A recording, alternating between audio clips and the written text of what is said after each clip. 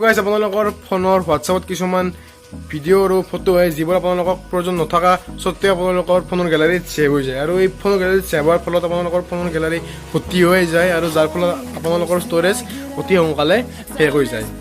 আৰু এইবোৰ গাইজ কিছুমান হোৱাটছআপত ফাল্টু ভিডিঅ' হয় যিবোৰ আপোনালোকৰ প্ৰয়োজন নাথাকে তথাপিও আপোনালোকৰ ফোনৰ গেলাৰীত ছেভ হৈ যায়। গাইজ আজি আমাৰ টপিকটো হৈছে যে আপোনালোকৰ হোৱাটছআপত যিকোনো ফটো বা ভিডিঅ' আহিলেও যে আপোনালোকৰ যেন ফোনৰ গেলাৰীত ছেভ হৈ নাযায় তাকে জানিবলৈ এটা হোৱাটছআপৰ এটা নতুন ফিচাৰ এটা আছে সেই ফিচাৰটো আপোনালোকক মই দেখুৱাম আজি।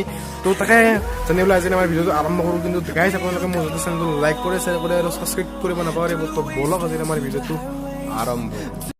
তো গাইজ এইটো কাম কৰিবলৈ আমি প্ৰথমতে যাব লাগিব আমাৰ হোৱাটছআপত। তাত গৈ আমাৰ যিটো পুৰণা তিনিটা দল আছে তাত আমি টিপি দিম। ইয়াত টিপি দিয়াৰ পিছত ইয়াত যিটো আমাৰ ছেটিঙৰ অপশ্যন আছে তাত আমি টিপি দিম। ইয়াত টিপি দিয়াৰ পিছত ইয়াত আমাৰ বহুতটা অপশ্যন থাকিব যেনেকৈ account, sets, notification, data and storage uses, help আৰু ইনভাইট এ ফ্ৰেণ্ড। তো গাইজ ইয়াত আমাৰ যিটো ছেকেণ্ড অপশ্যন আছে অৰ্থাৎ ছেটছ তাত আমি টিপি দিম।